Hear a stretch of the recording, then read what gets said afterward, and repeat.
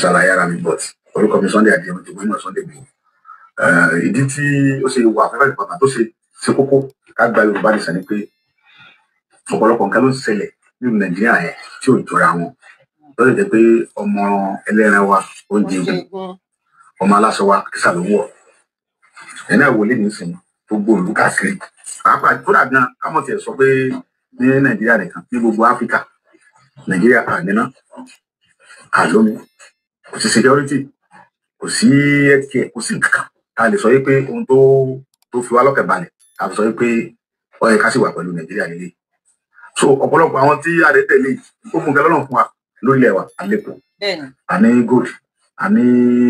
marble many things nǹkan la ní àní kòkó ká lè fi túlù wá sí tí ìwádìí máa wà òkè tó jẹ́ pé gbogbo àwa àtàjọ ọmọ nílùú ó yẹ kọ́kẹ́ wà balẹ̀ kò sí nǹkan tá a fẹ́ mọ́ lọ sí nílùú káàkiri lókè káàkiri àwọn àjọlọgbọ àwọn wa káàkiri ayé ní wọn kà wà ń ṣe wàhálà káàkiri ìlú bí ẹ bá tiẹ̀ pìtì tàwa tá à ń gbé pẹ̀lú ilẹ̀ Yorùbá ẹ kẹ pìtì àwọn tó ń jáde kúrò nílùú tó ń ṣẹ̀wọ̀n ìlú àjòjì tó ń ṣe wàhálà ń bẹ so ìdí nìyí tí o bá gbọ́dọ̀ fọwọ́sowọ́pọ̀ ká fọwọ́sowọ́pọ̀ kájọ fọwọ́sowọ́pọ̀ kápọ̀ kájọ ìjàfẹ́tọ̀ wa káwa wa ṣe máa kúrò lábẹ́ ìjọba Nàìjíríà so ká dá dúró káwọ ká ní orílẹ̀-èdè tiwa ká dẹ̀ wá àwọn ọ̀jọ̀gbọ́n àwọn ọ̀dọ́ tó rí wọn pé tí wọ́n ṣe àkóso ìlú yìí pàápàá jùlọ ẹ̀yin náà wò ó sì àti kò lórí ohun tó gbé mi dìde gẹ́gẹ́ lórí ìrìnàjò yìí ọ̀pọ̀lọpọ̀ àwa Yorùbá la mọ̀ túmọ̀ ẹ̀ láti mọ̀ díẹ̀ láti kó nílùú abẹ́ Nàìjíríà náà láti wà àní security lẹ́wà àwọn bàbá wa ò lè lọ sóko wọn ò lè dáko mọ́ èso di nǹkan tó wọ́n gbogbo ata di nǹkan tó wọ́n ẹ̀fọ́ di nǹkan tó wọ́n lọ́jà ẹ̀wà di nǹkan tó wọ́n àgbàdo wọn gbogbo nǹkan wọn kàrí wọn nítorí pé kí ni àwọn bàbá wa ò lè lọ sóko kò sí security kò sẹ́ni bẹ́ẹ̀ báwọn màmá wa tó ń ṣe ohun ọ̀gbìn tá à ń jẹ tó máa lọ ní oko Fúlàní ojú ọgbọ́n wọn rí fún wọn kò sẹ́ni tó fì nígbà kan táwa gbọ́njú tábà jí tábà alẹ́ wà lálẹ́ a máa sùn níwájú ilé bàbá wa tó jẹ́ pé ìgbà tí tẹ́ bá kẹ́yìn tó jólè tago máa wà ní mẹ́fà tí ọ̀sẹ̀ nìkan tó jí fífẹ́ alẹ́ mo lè jí láago mẹ́ta kí ni mo lọ sóko wa tí ọ̀sẹ̀ nìkan tó ní sọ̀kò yìí tí ọ̀sẹ̀ tí ọ̀gá iná náà gbogbo sí èèyàn ò lè dẹ́rẹ́ wò mọ́ tó bá gbéra láti kó sọlọ́ ń bọ̀ bá rẹ̀ wàhálà ni tí wọ́n bá da ilé ọ̀nà tó gẹ̀ẹ́dá ní tó bá ti kọjá tó gẹ̀ẹ́dá ní dé àwọn dánadáni máa wà ń bẹ̀ àwọn Fúlàní okùn bẹ̀ tó kó kọjá náà tó jí ẹ̀ pé wọ́n lè jẹ́ mọ́lẹ́gbẹ́ mílíọ̀nù wa so ìdí nìyí gbogbo àwọn láwọn jọ lórí ọkẹ́ ń kó òun ò sí tó yẹ kó ṣe fún wa security fún wa ní nǹkan kan tá a lè sọ pé tó pàápàá jùlọ security wà very important àwọn tó wà lókè òkun ò lè wálé kán bá fẹ́ wálé ẹ̀rù ń bà wọ́n pé kán mọ́ já wọn gbé kán mọ́ ṣe jàmbá fáwọn kò yẹ kó rí bẹ́ẹ̀ so gbogbo láti fọwọ́sowọ́pọ̀ láti jà fún ẹ̀tọ́ wa kò sí security lórí ilẹ̀ wa tí ó yẹ kó rí bẹ́ẹ̀ rárá kò bójúmu rárá gbogbo láti fọwọ́sowọ́pọ̀ láti jà fún ẹ̀tọ́ yìí ó di dandan ká jà fún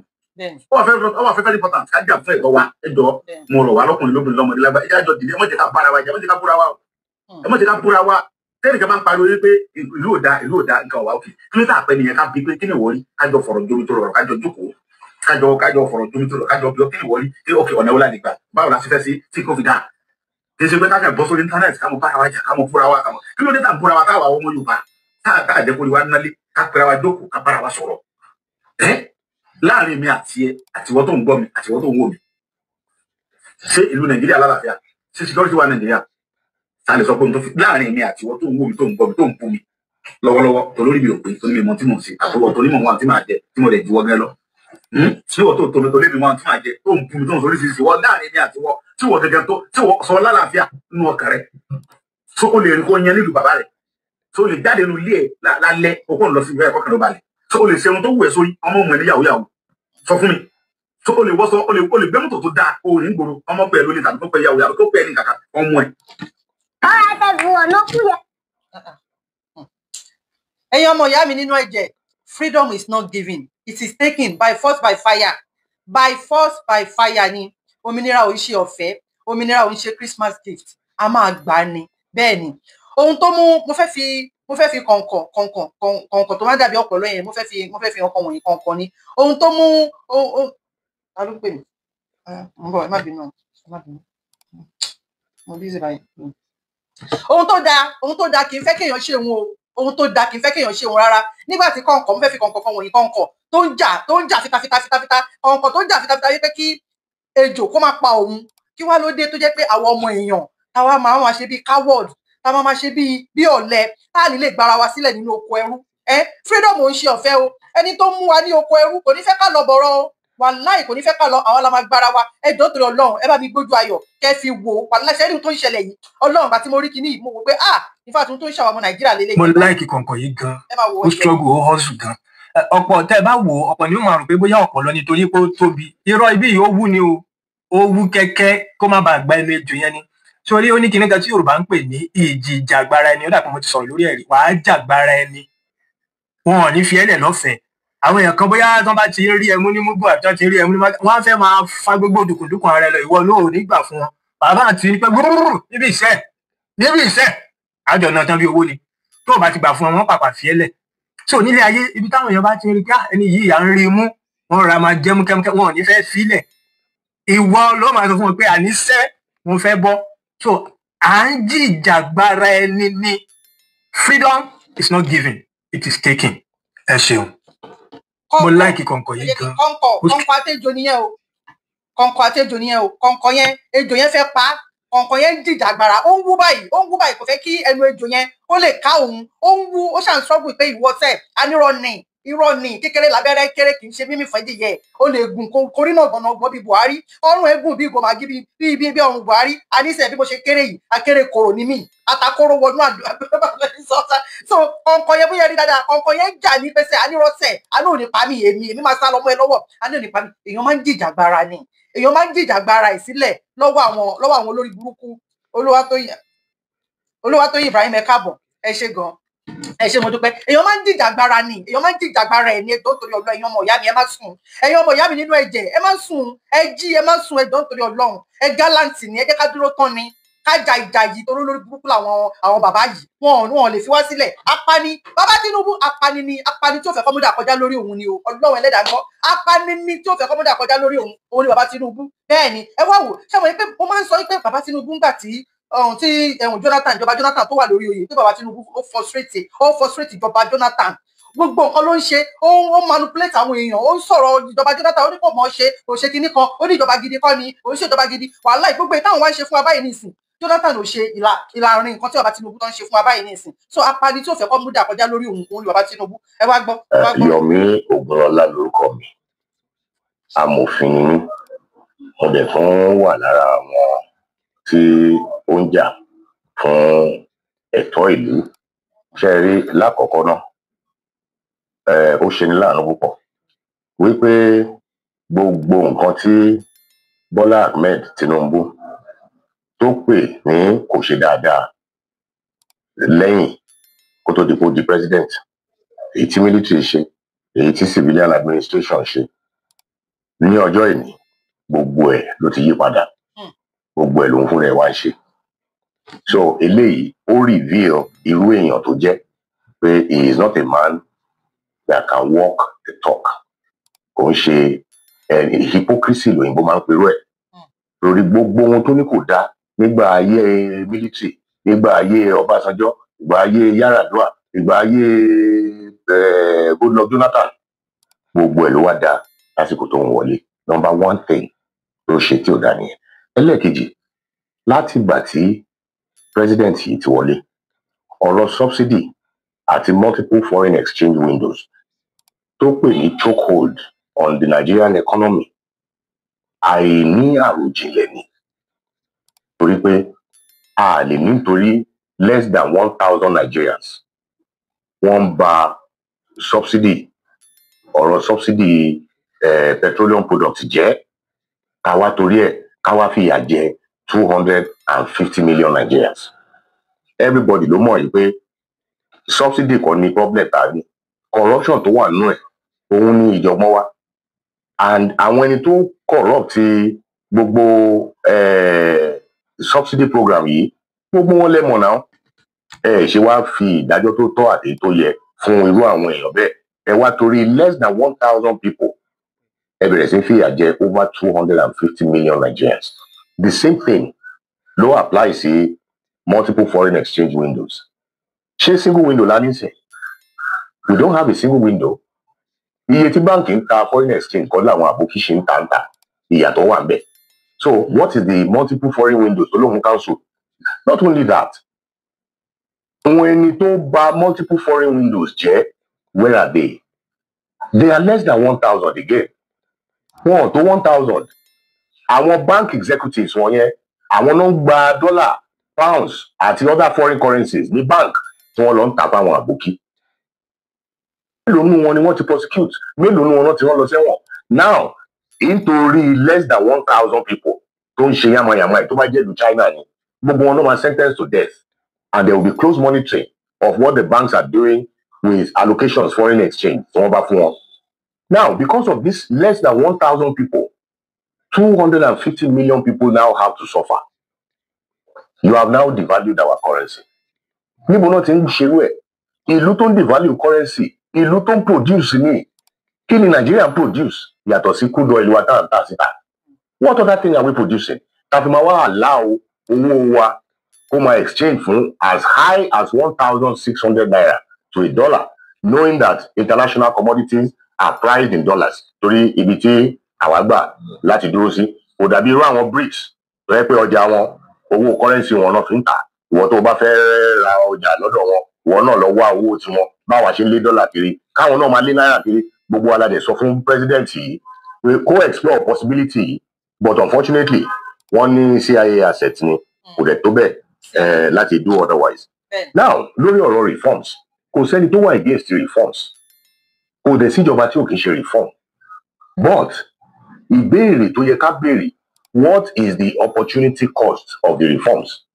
Irú ẹ̀ ni ọ̀rọ̀ tí mò ń sọ láìpẹ́ yìí lórí bóyá orí rédíò yìí náà ni. Nígbà tí bàbá kan tó lóun fẹ́ dàbí àwọn yòókù, àwọn bàbá yòókù ládùúgbò ẹ̀, ó wá lóun bẹ̀rẹ̀ sí tọ́jú owó fún ọdún 10. Owó táwọn bá rí ń bẹ̀ làwọn fi kọ́lé, làwọn fi ra mọ́tò, làwọn fi ra nǹkan. Nítorí náà àwọn ọmọ ò gbọ́dọ̀ jẹun, wọn ò gbọ́dọ̀ lọ léèwé. Kọ́dún 10 tó pé ìyàwó ti kú, ìkànnà àwọn ọmọ wà lórí hospital bed pẹ̀lú àìsàn burúkú. Ìkànnà àwọn ọmọ ó ti lọ join Boko Haram. Èyí obìnrin nínú wọn ó ń gbéṣẹ́ lórí Allen Avenue. Now owó tó ń tọ́jú sìn kí ló fẹ́ nọlé lórí? That is the problem I have with their reforms. Reforms tó ní káwọn èèyàn wá kọ́kọ́ kú ná kó tó di gbogbo bẹ̀rẹ̀ sí ṣiṣẹ́. Irú yẹn ò ń ṣe reform to that. There's no doubt about it. Then ohun tá a tún wá rí pẹ̀lú ìjọba ẹ̀ ni pé it is full of deceit, full of lies, and oríṣiríṣi they are just cooking up all kinds of things which should not be. Ẹni tó ní nígbà tó ń bọ̀ ó lóun máa tackle economic instability, òun máa improve security nationwide, òun máa reduce corruption, òun máa reform governance. Wọ́n tiẹ̀ tún gbé ọ̀rọ̀ sọ yìí, wọ́n gbọ́rọ̀ sọ yìí wá báwọn implement ẹ̀. Èwo nínú àwọn admonitions ọ̀rọ̀ sọ yìí náà múlò sí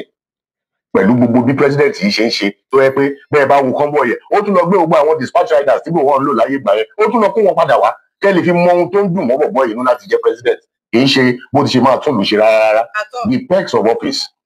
àwọn nǹkan táwọn tó ń gbádùn yẹn kó wà ní mọ́tò kó máa wo everybody kọ́ dá gbogbo mọ́tò dúró, àwọn tó ń lọ́bi iṣẹ́ kọ́ máa lè lọ́bi iṣẹ́ tó ní wọ́n ló fẹ́ kọjá, gbogbo àwọn nǹkan tó ń dùn mọ́ nínú òun lélẹ̀. Ẹ wo insecurity ṣó ṣe fetí gbọ́ kéèyàn gbó plateau yẹn, wọ́n dẹ̀ lọ sí plateau, àwọn ẹni bí wọ̀nyí wọ́n lọ plateau, wọ́n strike lọ́jọ́ kan, àti president àti chief of army staff àti national security adviser àti governor everybody wọ́n jáde wọ́n pariwo yéé eléyìí ò dá o, wọ́n make statement, wọ́n send condolence, wọ́n tún padà lọlé, wọ́n tún lọ sùn. Kò ju bí ọ̀sẹ̀ kan sọ́sẹ̀ méjì lọ àwọn people yẹn tún strike, wọ́n tún pa àwọn èèyàn lọ bí rẹ́rẹ́. The same reactionary approach, wọ́n tún jáde, wọ́n tún wá make statement, wọ́n tún send condolences. Èyí tó wá ṣe paríparí ẹ̀ wọ́n tún wálé lẹ́ẹ̀kẹta, wọ́n tún pa àwọn èèyàn lọ in the same plateau. Mi ò tí ì sọ ti Benue o. What government does that? Ṣé wọ́n ní once beaten twice shy ni? Irú ìjọba wo ló ń ṣerú eléyìí? So ìjọba Tinubu láti ìgbà tó ti dé has been nothing but a bundle of ìjọ̀gbọ̀n fún Nigerians. Ẹ wo ọ̀rọ̀ tó ṣẹlẹ̀ pẹ̀lú Nigeria, ECOWAS àti Niger Republic. Ó fi hàn gbangba pé arákùnrin yìí is completely ignorant of international policy, international politics and diplomacy. Torí pé ohun àṣìṣe ẹ̀ as president or chairman of ECOWAS ó wà lára nǹkan tó bẹ̀rẹ̀ sí fuel further insecurity in Nigeria, nítorí pé irú Burkina Faso, Mali, Niger tó jẹ́ buffer zone fún wa, gbogbo ọlọ́dẹ̀ ti di ọ̀tá wa ń sìn. Ohun tí múna Amẹ́ríkà ò ní ṣe òun mà ló wà fẹ́ gbé ṣe ń gbà yẹn, ó bà fẹ́ kó sójà wa lọ máa jà nínú Niger ni. Russia kí la Amẹ́ríkà ṣe, kí ni gbogbo àwọn European countries ṣe? Wọ́n bẹ̀rẹ̀ sí gbé economic sanctions wá tẹ́ ẹ̀ bá ṣe báyìí ló yẹ kẹ́ ṣe báyìí ló yẹ kẹ́ ṣe tẹ́ ẹ̀ bá ti ṣe bẹ́ẹ̀ economic sanctions á wá bọ́ọ̀dì ṣe ń ṣe ní international diplomacy nìyẹn òun ṣe ló ń threaten pé òun máa gbógun lọ bá wọn ìlú onílùú ìlú ṣe sovereign nation tó ní territorial integrity ìṣe ló kàn rí ọ̀nà yẹn ó rí báṣubàṣu lẹ́mìí sìn ó ti kó wa sí bàbá ńlá ìjọ̀gbọ̀n torí irú bọ́fà tí àwọn ìlú mẹ́tẹ̀ẹ̀ta yẹn particularly tó ń create fún nàìjíríà ó ti kúrò bẹ́ẹ̀ gbogbo ìjọ̀gbọ̀n tó ń ṣọ̀gbọ̀ láti Sahel nísìn orí ọ̀dọ̀ orí nàìjíríà ló ṣọ̀bọ̀. It is because of the lack of preparedness of this president that led us to that. On corruption ṣé iná wa rí gbàgbàgbà báyìí pé ọ̀rọ̀ ẹnu lásán ni corruption we're fighting corruption ní pẹ̀lú ìjọba Bọ́lá Ahmed Tinubu àìpẹ́ yìí òun ni wọ́n gbé nǹkan kan jáde àwọn National Assembly wọ́n ní wọ́n pàdé budget 380 something billion 80 something billion naira wọ́n láwọn fẹ́ fi ra 1462 street lights ní abẹ́ Tinubu and nothing has happened to it. Èmi béèrè nǹkan kan 800 million tí World Bank fún wọn as social safety net kọ́ máa pín fún àwọn ọmọ Nàìjíríà the vulnerable the poorest of the poor 800 million yẹn mo ṣe ìṣirò ẹ̀ tó yẹ pé tí a bá gbé sí at the dollar rate of 1,600 naira multiplied by that amount nǹkan tó máa fún wa is about 1,130 billion naira. Ìjọba jáde wọ́n ní àwọn ti reach out sí 15 million families 10,000 naira tó bá jẹ́ pé lóòótọ́ ni that would amount to 150 billion. 10,000 naira. Tó bá jẹ́ 150 billion ló amount sí èló ni balance tó kù bẹ́ẹ̀ 1.1 trillion naira. Wọ́n fi ṣe World Bank ló ṣe wá padà wá ló bẹ̀rẹ̀ sí admonish Nigerian government lórí bí wọ́n ti ṣe ń expend that money meant for social security net. Ta ni wọ́n ń parọ́ fún? I have always said a thief cannot accuse another of stealing and be justified. But this is what you are saying. So on all fronts, this government has failed everybody. Ẹ wo gbogbo ìgboro ìlú. Àwọn títì tó láwọn ń ṣe, how many kilometers ló ti ṣe? Gbogbo owó tó lọ́wọ́ expend sórí Lagos Calabar road. Ṣé wọ́n gba Lagos Ìbàdàn? Wọ́n gba Ìbàdàn tó Ògbómọ̀ṣọ́ tó Ìlọrin. Ṣé wọ́n wo gbogbo àwọn ọ̀nà wọ̀nyẹn? Ṣé wọ́n ṣe gbà? Àbí kó kúrò l'Ábùjá òun lọ Zaria àti Zaria òun lọ Kaduna àti Kaduna òun lọ Zaria àti Zaria òun lọ Maiduguri òun lọ Kano. Ṣé gbogbo àwọn ọ̀nà yẹn ló wà mọ́tébù? Èwo ló wà of priority today? Gbogbo àwọn oúnjẹ tá à ń jẹ ní south àti àwọn ọ̀nà ọbẹ̀ yẹn lọ́tún kó wá wọn nílọ kó wọn sí orí Lagos Calabar expressway. So which should take priority? Bẹ́ẹ̀ sì ni kẹ̀ àwa mọ̀ pé ọgbọ́n náà ni wọ́n fẹ́ abandon project ní Lagos Calabar Sokoto Badagry abandon project náà ló máa jẹ́ láti wọ́n fẹ́ fi rí ìkówó tó máa ṣe politics ni. You see téèyàn bá rí well intentioned leaders kò ní ṣòro rárá you can tell from miles away pé olórí yìí this is well intentioned àwọn eléyìí ò wà well intentioned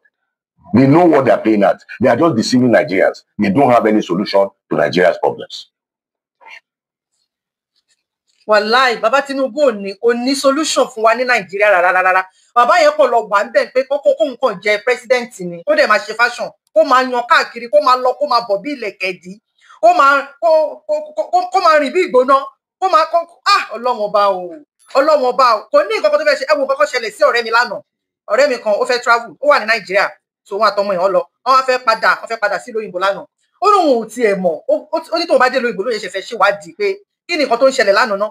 ó ní bóyá ìyàwó Tinubu ni o ó ní kò ń ṣe Tinubu náà ó nínú kó jẹ́ pé ìyàwó Tinubu ni fún wọn mọ̀ ọ́ ó jẹ́ pé ìkan nínú àwọn politician kan ni lánàá yẹn ó miss flight ẹ̀ lánàá ó miss flight ẹ̀ ní àná yẹn ó ní táwọn fi dúró táwọn fi wà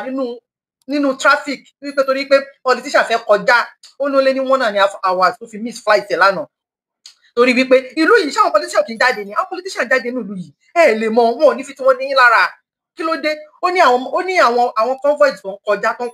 kọjá àwọn mọ́tò tó ń tẹ̀lé oríṣiríṣi tó ń tẹ̀lé wípé torí ó ní àwọn wá dúró pa sójú kan báyìí fún 1.5 hours sí flight òun tó fi lọ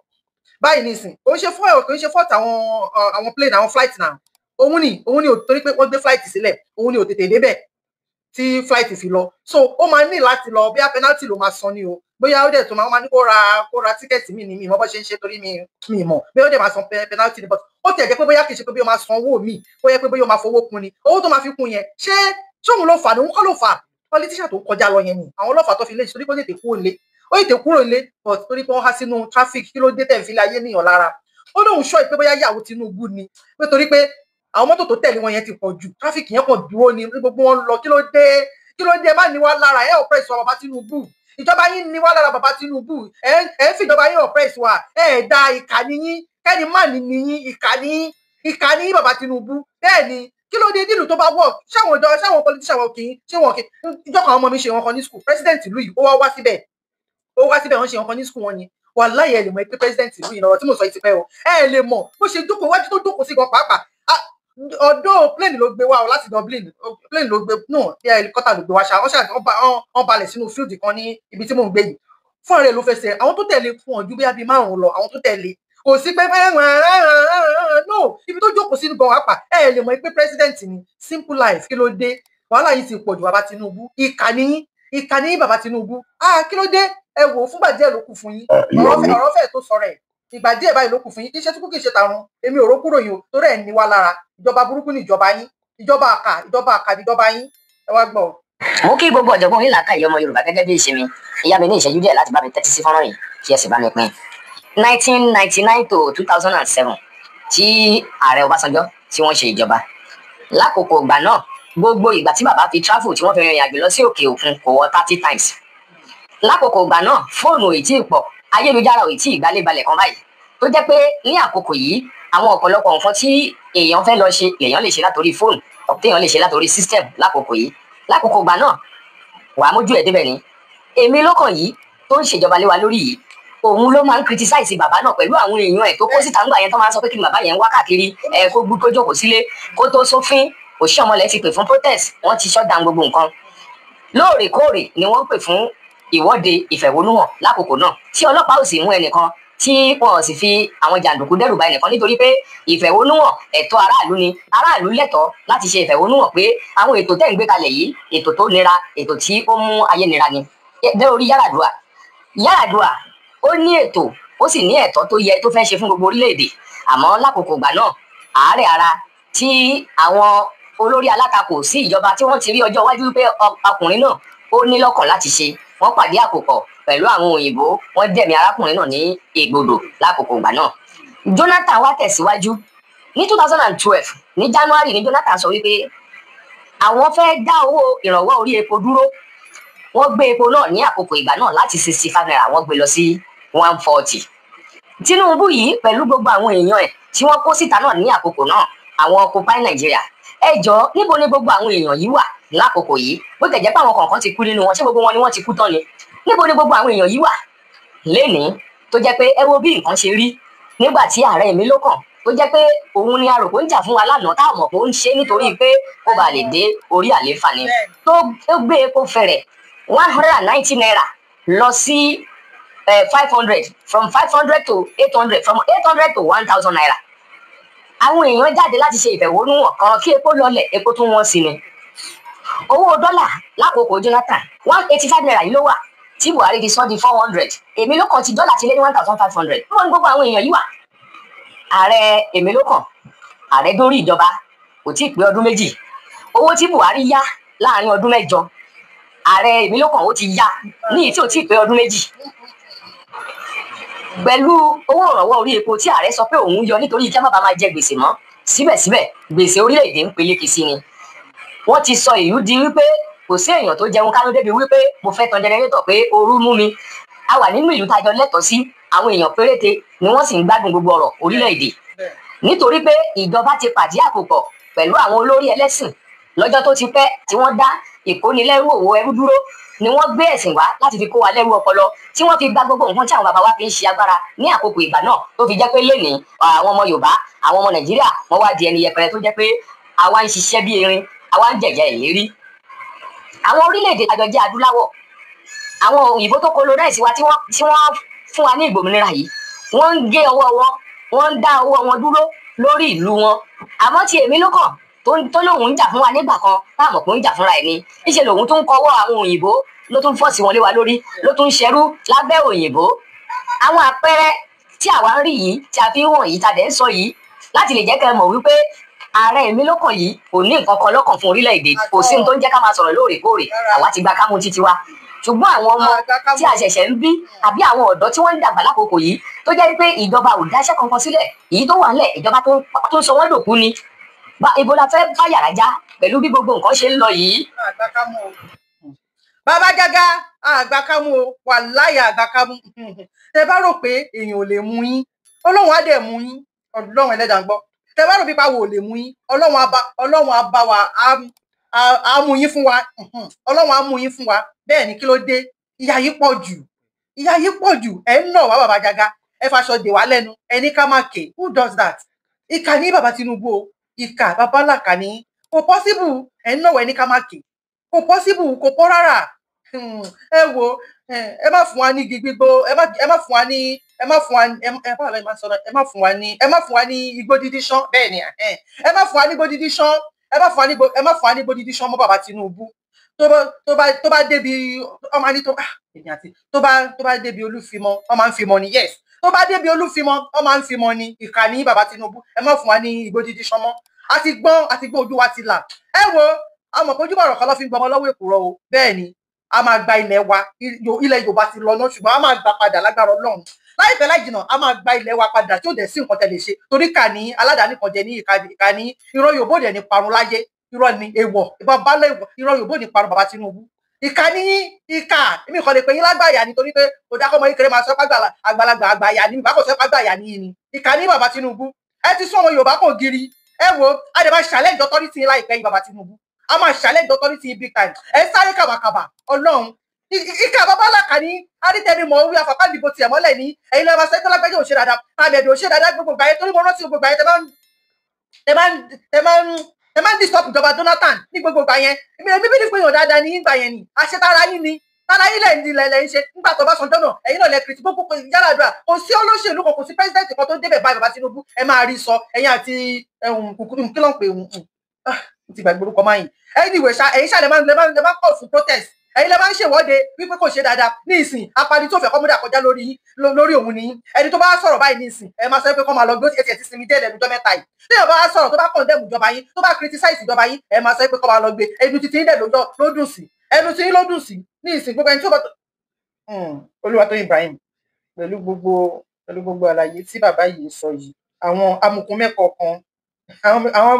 sì tún ní àwọn ò ní gbàgbọ́ nínú Nàìjíríà. Àwọn nígbàgbọ́ nínú Nàìjíríà. Olórí burúkú ni wọ́n, olórí burúkú ọmọ àlè ni wọ́n. Àwọn ọmọ Nàìjíríà inú ìyà ló máa kú sí. Ẹ mọ̀ pé ẹlòmíì bí ayé tó bá kó ó ẹjọ́ ìyà yẹn, ó máa ń gbádùn ìyà ní inú ìyà lẹ́lòmíì máa kú sí, ó dẹ̀ máa kú sínú ìyà ni. Ṣé rí àwa tó jẹ́ pé ìyà yìí ti sú wa, Ọlọ́run máa ju àwa kó nínú oko ẹrú. Kò kọ́ dandan kí o bá délẹ̀ lérí. Àwọn kan máa kú sójú ọ̀nà bí èéfín. Irú àwọn yẹn làwọn tó sì pé wọ́n Nàìjíríà. Ẹ̀tọ́ dẹ̀ kó fẹ́ bá àwọn Fúlàní ló fẹ́ bá Nàìjíríà lọ. Wọ́n máa bá Nàìjíríà lọ kó kọ́ dandan. Ohun téèyàn bá fẹ́ ló máa ń fẹnu ara ẹ̀ pè. Àwa fẹ́ òmìnira, a fẹ́ ìnira mọ́. Sọ Ọlọ́run dẹ̀ máa gba ilẹ̀ yẹn fún àwa. Ṣé wá dé tó wá sì pariwo mọ́ Nàìjíríà yẹn nínú kí a fi ẹ̀jẹ̀ wọn ṣètùtù. Bẹ́ẹ̀ ni àbí kọ́ máa kó bá àwọn Fúlàní lọ, kọ́ máa bá àwọn Haúsá lọ, kọ́ máa gbá wọn Nàìjíríà lọ. Kò kán dandan kí o gbá débẹ̀. Kò kán dandan. Olórí burúkú ni àwọn Nàìjíríà tí wọ́n mọ̀ yìí pé Tinubu kò fẹ́ kéèyàn níláárí, kò fẹ́ káwọn yúùtù ó ti bá yá àwọn yúùtù wa jẹ́ torí wípé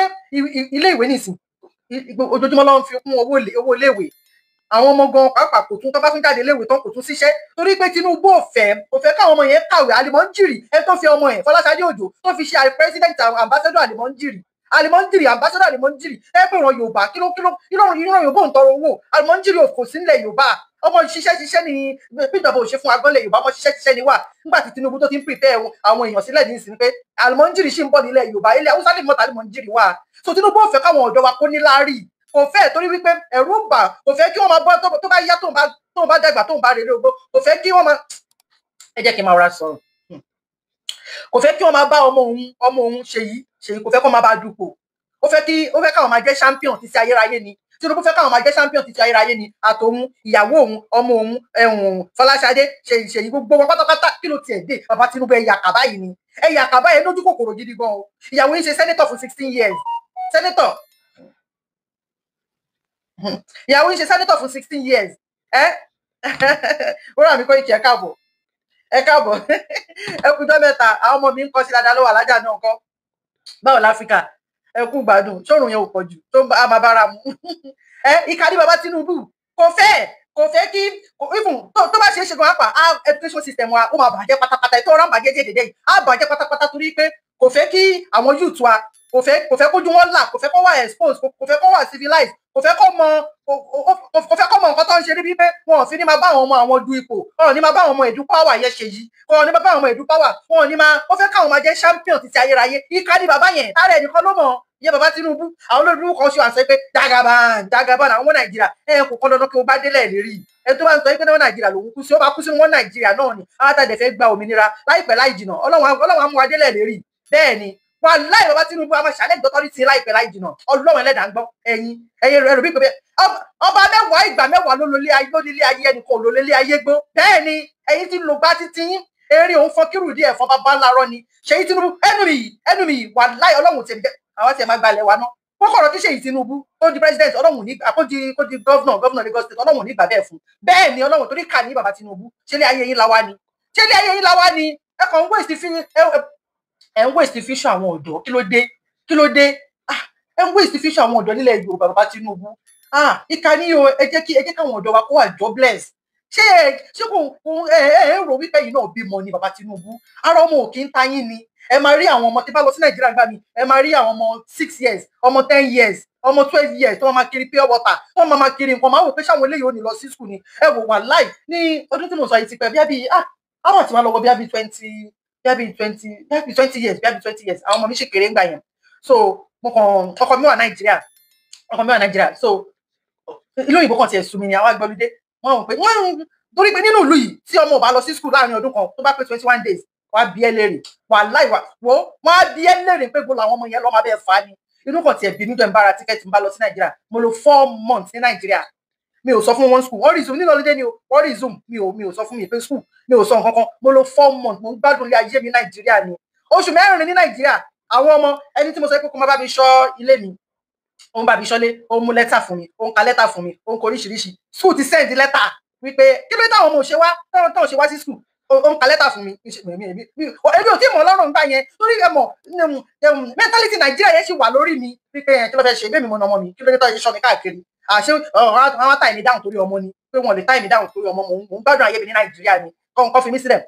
bẹ́ẹ̀ ni principal ń kọ lẹ́tà àwọn department of education náà àwọn náà ń kọ lẹ́tà mo rí ọ̀nkà lẹ́tà fún mi o torí mo sọ pé kí nǹkan máa bá mi mú lẹ́tà nínú ilé mi ọ̀nkà lẹ́tà fún mi o mo rí o gbogbo fàájì yẹn ti kó sí mi lórí ní Nàìjíríà mo pé kí ni nígbà tí mo dé sí ìlú òyìnbó padà báyìí pẹ̀lú àwọn ọmọ tí mo kó lọ sí Nàìjíríà mo ń wò pé ẹjọ́ torí Ọlọ́run ṣé bí mi mo bọ́ ẹbí mi mo nà ọmọ mi wọ́n bá mi fa mo kọ lẹ́tà dánwò wọ́n tún máa pè mí wọ́n máa pè mí tí báyìí lé mi lórí ni social welfare máa wà ńbẹ̀ àwọn teachers máa wà ńbẹ̀ principal máa wà ńbẹ̀ àwọn tí mi tiẹ̀ mọ̀ àwọn oríṣiríṣi tó máa pọ̀ báyìí tí máa lọ jókòó bí nǹkan ṣe mí sì gidi gan tó máa bí mi lórí oríṣiríṣi tó máa bí mi lórí mo ní wọ̀ lọ mi ìjẹ́ ṣe bẹ́ẹ̀ mọ̀ láyé mi ìlú tó wọ́ọ̀kì nìyẹn wọ́n wò pé ọmọ àwọn Irish làwọn àwọn yìí ó dẹ̀ gbé jáde nínú ìlú ó tún wá lò 4 months níta kí ló dé kí ló fà what can fà mi ìjẹ́ dánwó ẹ̀wò mọ̀ Ọlọ́run ọ̀rọ̀ tí mo sọ dábí 20 years ago ni o mi ò jẹ́ dánwó ẹ̀wò mọ̀ ọgbọ́dọ̀ mọ̀ ni láti àsìkò bí àwọn gbogbo ṣe ń kọ lẹ́tà wa yẹn tó ń ṣe torí wọn lè rí mi gẹ́ẹ̀tì nígbà yẹn náà gbogbo ọ̀nà tó fi lè gẹ́ẹ̀tì mi mo ti block ọkọ̀ akọ lẹ́tà wálé mo dẹ̀ rí lẹ́tà náà mi ṣe nǹkan kan pé ẹ má disturb mi ẹjọ́ torí ọlọ́ ẹ má ta èmi dáhùn torí ọmọ mo ń ṣe fàájì ọdún 4 months yẹn mo fa ọmọ sí school ní Nàìjíríà náà mo register wọn torí mi fẹ́ kí brain mo kó kú bẹ́ẹ̀ náà wọ́n lọ sí school private school mo mọ teacher yẹn aṣáà fún lówó ṣá pé àwọn ọmọdé yìí nìkan fẹ́ kọ́kàn wà lé mi wọ́n lọ sí school èmi gbọ́dọ̀ mo ń gba òun yẹn sára inú mi ń dùn ihun tó dùn mí rí nígbà tí mo padà Ọlọ́run ló yọ mí Ọlọ́run ẹlẹ́dàá gbọ́ torí wọ́n sọ pé kí n explain fáwọn kí ló dé tí mo gbá àwọn ọmọ lọ kíní kan ṣe kíní kan ìlú nìyẹn pé wọ́n rí pé àwọn ọmọ ò wá sí skul wọ́n dẹ̀ ń wádìí pé kí ló táwọn ọmọ ò ṣe wá sí skul ní Nàìjíríà bẹ́ẹ̀ tí ẹ bá Tinubu wá sẹ́kọ̀ọ́ àbí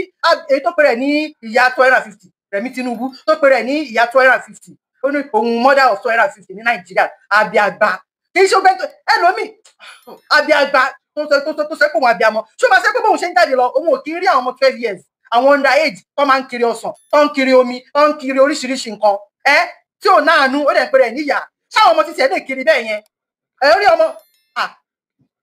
ọmọ mi ńgbà èmi àti ẹ̀ ó náà appointment ní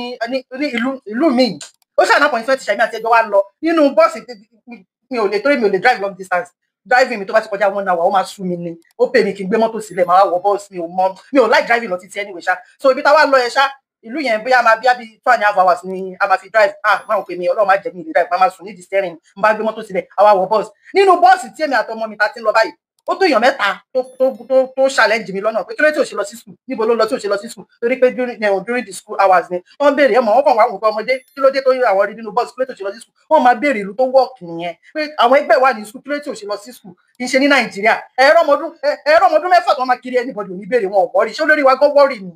sọlórí wa gan ṣé president wa wọ́ọ̀rì ni ṣé àwọn president gan wọ́ọ̀rì ni ẹkàn fẹ́ káwọn ọmọdé káwọn ọmọ àlùmọ́ńjìrì kó máa pọ̀ nígbà tẹ́ ti ń fọmọ yín Fọláṣadé Òjó tẹ́ ti fi ń jẹ president àlùmọ́ńjìrì ṣé bẹ́ẹ̀ ẹ ti ń prepare wa náà pé àlùmọ́ńjìrì àwọn tó ń tọrọ báárà àwọn tí àwọn olódò tó ń lọ sí school tó ń mọ nǹkan kan ẹ ti ń prepare wa fún àlùmọ́ńjìrì nílẹ̀ Yorùbá náà nìyẹn ìkànnì bàbá Tinubu ìkànnì o èyí tẹ̀ ń ṣe yóò dá ọ Ọlọ́run gbálẹ̀ Yorùbá fún wa láìpẹ́ láì jìnnà o gbá ilẹ̀ Yorùbá fún wa láìpẹ́ láì jìnnà Ọlọ́run ṣẹ̀rí àwọn olóṣèlú yìí ìkànnì gbogbo wọn bẹ́ẹ̀ ni kò sí èyí tó máa fẹ́ ká